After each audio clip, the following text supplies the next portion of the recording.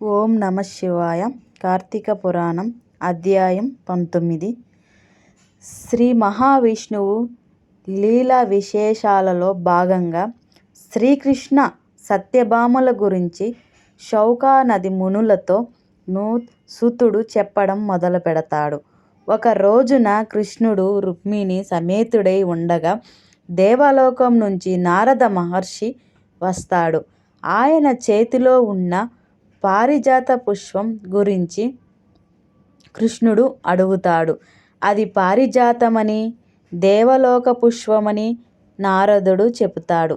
పారిజాతమని, దేవలోకం పుష్పమని నారదుడు చెబుతాడు. పారిజాతం ఎంతో సువాసనను వెదజల్లుతూ ఉంటుందని, దానికి వాడిపోవడం అనేదే తెలియదని అంటాడు.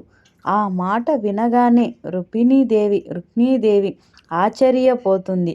అందుకే ఆ పారిజాత వృక్షాన్ని సచీదేవి ఎంతో అపురూపముగా చూసుకుంటూ ఉంటుందని నారదుడు చెబుతాడు.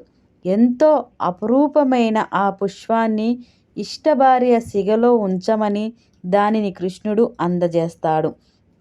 పక్కనే రుక్మిణీదేవి ఉండడంతో కృష్ణుడు ఆ పారిజాత పుష్పాన్ని ఆమె సిగలో ఉంచుతాడు. ఈ విషయాన్ని పరిచారికల వలన సత్యభామకు తెలుస్తుంది. తమ మందిరానికి వచ్చిన కృష్ణుడి పట్ల ఆమె అలక చూపుతుంది. ఆమె అలక తీర్చడానికి కృష్ణుడు చాలా ప్రయత్నాలు చేస్తాడు. దేవలోకంలో పారిజాత వృక్షాన్ని తీసుకువచ్చి తన పెరటిలో నాటితేనే తన మనసు కుదుట పడుతుందని సత్యభామ తేల్చి చెప్తుంది. దాంతో కృష్ణుడు ఆమెను వెంటబెట్టుకొని నేరుగా దేవలోకం వెళతాడు. ఇద్దరు కూడా దేవేంద్రుని ఆతిథ్యాన్ని అందుకుంటారు. అక్కడి నుంచి పారిజాత వృక్షాన్ని పిలికించి తీసుకురావడానికి కృష్ణుడు ప్రయత్నించగా దేవేంద్రుడు అడ్డుపడతాడు. ఇద్దరి మధ్య యుద్ధం జరుగుతూ ఉంటుంది. అప్పుడు దేవేంద్రుడి తల్లి వచ్చి తన తనయుణ్ణి వారిస్తుంది. దాంతో ఆయన ఆ పారిజాత వృక్షాన్ని కృష్ణుడికి ఇచ్చేస్తాడు. ఆ పారిజాత వృక్షాన్ని తీసుకొని భూలోకానికి వచ్చి సత్యభామ భవనం పెరటిలో నాటుతాడు కృష్ణుడు. తాను అడిగిన పారిజాత వృక్షం కోసం కృష్ణుడు తనని కూడా తీసుకొని ఆ అమరలోకానికి వెళ్ళడం, దేవేంద్రుడితో తలపడటం, పారిజాత వృక్షాన్ని తెచ్చి తన అలక తీర్చడం తనపై ఆయనకు గల ప్రేమకి నిదర్శనంగా భావిస్తుంది. తాను ఎంతో పుణ్యం చేసుకోవడం వలన తనకి అంతటి అదృష్టం పట్టిందని భావిస్తుంది. గత జన్మలో తాను చేసుకున్న పుణ్యం ఏమిటి అని ఆ సందర్భంలోనే ఆమె కృష్ణుణ్ణి అడుగుతుంది. అప్పుడు ఆమెకు కృష్ణుడు చెప్పడం మొదలు పెడతాడు.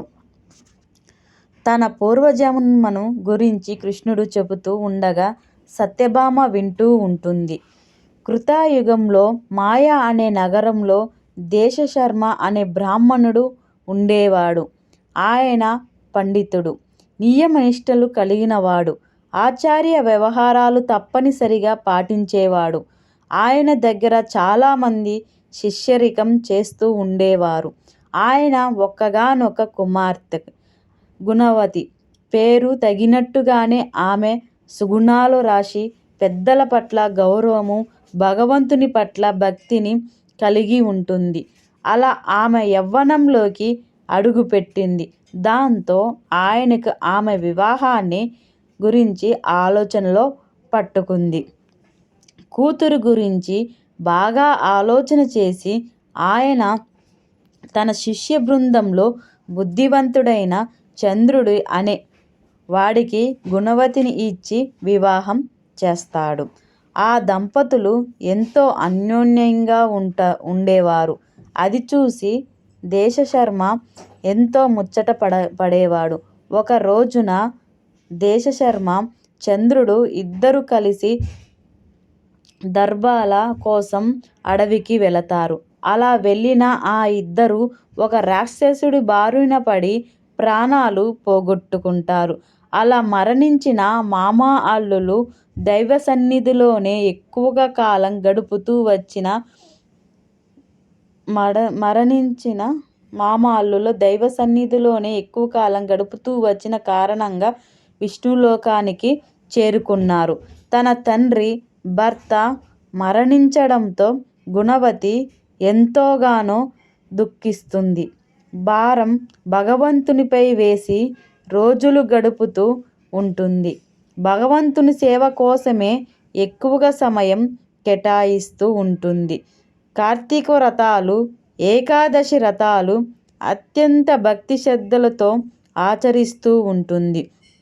అలా ఆమెకు వయసు పైబడుతుంది. శరీరం ఏమాత్రం సహకరించని పక్షంలో కూడా చలిలో ఆమె కార్తీక స్నానం చేయడానికి సిద్ధపడుతుంది.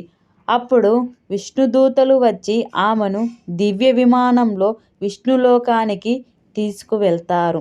ఆ తరువాత కాలంలో మాయానగరంలో పండితులుగా పేరు తెచ్చుకొని ఆచార్య వ్యవహారాలు పాటించిన ఆ పండితుడు శత్రుజిత్తుగా జన్మిస్తాడు.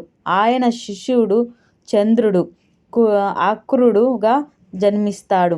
అనునిత్యం శ్రీహరి నామస్మరణంతోనూ ఏకాదశి వ్రతాలతోనూ జీవితాన్ని గడిపిన ఆ గుణవతియే సత్యభామగా జన్మించిందని కృష్ణుడు చెబుతాడు.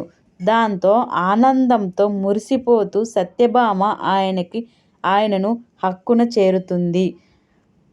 కార్తీక పురాణం అధ్యాయం 19 సమాప్తం. ఓం నమః శివాయ.